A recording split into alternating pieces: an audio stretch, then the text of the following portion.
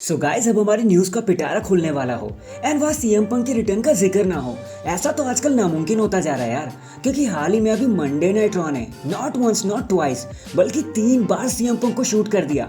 सबसे पहले तो ऑब्वियसली शिंजुके नाकामुरा, जो बार बार कल्ट ऑफ पर्सनैलिटी जैसी चीजें कहा कर रहे थे, जो डायरेक्टली सीएम पंक की थीम की लिरिक्स भी हैं। देन सेथ रॉलिंस ने ड्रू मैकिंटायर को क्राइमिया रिवर दो बार कह दिया। ये वही वर्ड्स हैं जो जैक पेरी ने ऑल इन पेपर व्यू में कहे थे जब सीएम पंक के साथ उनकी ब्रॉल चल रही थी। एंड वैसा ही कुछ बेकी लिंच ने भी कर डाला। वैसे तो मैंने आपको बताया था कि डब्ल्यूडब्ल्यूई ने डायरेक्टली मना कर दिया है कि उन्हें सीएम पंक के साथ कोई काम नहीं करना, बट फिर इन नशाने को क्या मतलब है यार। इस रात से पर्दा खुलना बहुत ज्यादा जरूरी हो गया क्योंकि चीजें बहुत ज्यादा मैसी हो गई हैं। सो आप देख रहे हैं रेसोनैरिक्स एंड सब्सक्राइब करना तो बनता है। वेल भले ही द मिज को आजकल टीवी टाइम नहीं मिल रहा हो, बट क्या आपने कभी सोचा है कि आजकल द मिज को इस तरह ओवरशैडो क्यों किया जा रहा है, बार बार ऐसा स्क्रीन पे क्यों दिखाया जा रहा है जैसे वो कुछ कर नहीं सकते। तो according to the sources WWE अब द मिज की कैरेक्टर में बहुत बड़ा चेंज करने वाली है। एंड ये चीज कुछ ज्यादा ही बड़ा होने वाला है क्योंकि मिज बनने वाले हैं एक फेस सुपरस्टार, मतलब अच्छाई की तरफ जाते हुए दिख जाएंगे वो।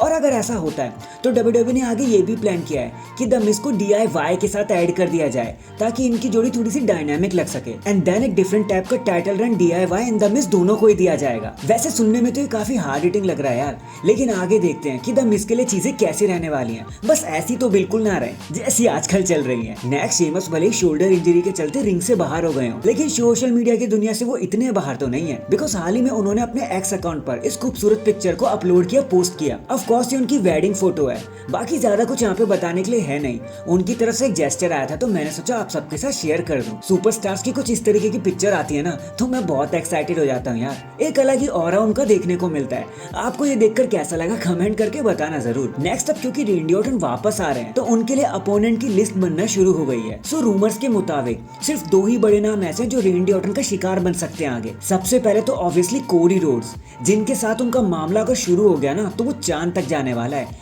1-2 महीने की राइवलरी से नहीं मानने वाले वो कि इनकी राइवलरी वो लेगेसी वाले पार्ट को भी रिन्यू कर दे ताकि लोगों के लिए थोड़ा सा नॉस्टैल्जिया हो जाए।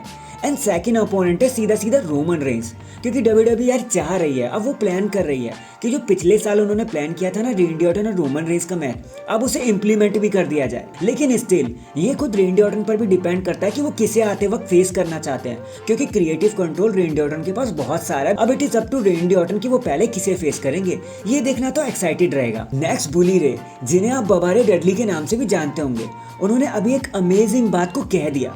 देखो उन्होंने कहा कि यार देखो एले नाइट को जितना आपको लगता है ना वो उनसे ज्यादा बड़े स्टार है। डब्ल्यूडब्ल्यूई ने जिस प्लेटफॉर्म पर उनका मैच रोमन रेंस के साथ बुक किया है वो एकदम शानदार है, एकदम सही जगह पर है। लेकिन हम सभी ये भी जानते हैं कि डब्ल्यूडब्ल्यूई हाल फिलहाल में तो उन्हें टाइटल देने ही नहीं वाले। एले नाइट का कोई चांस ही नहीं है ऐसे भी और कैसे भी। सो जो हीट उन्हें मिलेगी ना उससे बचने के लिए उन्हें एले नाइट को एक सही वे में स्क्रू करना होगा। जिसके बाद उन्होंने stone cold versus the Bret Hart का एग्जांपल दिया। उन्होंने कहा कि आपको रेसलमेनिया 13 याद है जहां स्टोन कोल्ड ब्रेट हार्ट से लड़ रहे थे, तो जब ब्रेट हार्ट ने उन्हें अपने शार्प शूटर में फंसा लिया था ना तो स्टोन कोल्ड ने टैप आउट नहीं किया बल्कि वो पास आउट ही हो गए।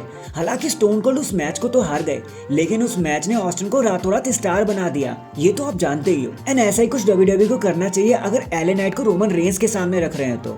अगर हर बार की तरह ब्लड लाइन को ऐड करा के चीजें एंड कर देनी है ना तो इस मैच का कोई फायदा ही नहीं हुआ, कोई रिजल्ट ही नहीं हुआ, क्योंकि रिजल्ट तो हम सब पहले से ही जानते हैं कि यार होने क्या वाला है। तो एटलीस्ट डब्ल्यूडब्ल्यूई को इसको राइट वे में बुक करना चाहिए ताकि एले नाइट अगर हार भी जाए तो भी उनका मोमेंटम किसी भी वे में कम नहीं होना चाहिए।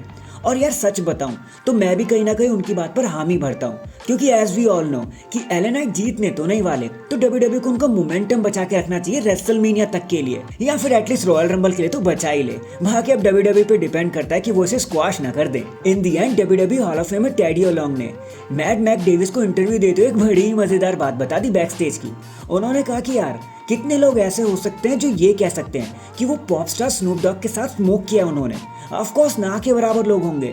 और क्या जब वो आपको ऐसा मौका मिलेगा, स्नूप डॉग आपको खुद से बुलाएंगे, तो क्या आप मना कर पाओगे? Hell no. तो ऐसा ही कुछ हमारे साथ भी हुआ। देखो जब हम मिडिल टाइम में एक इवेंट कर रहे थे ऑरलैंडो फ्लोरिडा में, वहां पर बैक स्टेज में स्नूप डॉग भी आए हुए थे। एंड ट्रस्ट मी, अगर उस टाइम पे डब्ल्यूडब्ल्यूई आपको स्मोक करते हुए पकड़ लेना तो हजारों लाखों डॉलर का फाइन ठोक देती है वो आप पर। बट हु केयर्स यार। मुझे जब स्नूप डॉग ने ये चीज ऑफर करी, वीड स्मोक करने का ऑफर किया, तो भाई मैंने मना नहीं किया और मैं तो बैक से जाके वो करने ही लग गया। और एक राज की बात बताऊं, वो वहां पर अकेले भी नहीं थे, उमागा एंड रेंडी ऑर्टन भी स्मोकिंग पार्टी का पार्ट बने हुए थे। हालांकि वो पकड़े नहीं गए, लेकिन स्टिल उन्होंने हजारों डॉलर का रिस्क ले लिया just because Snoop Dogg was there और स्नूप डॉग ने उन्हें स्मोक करने का ऑफर किया।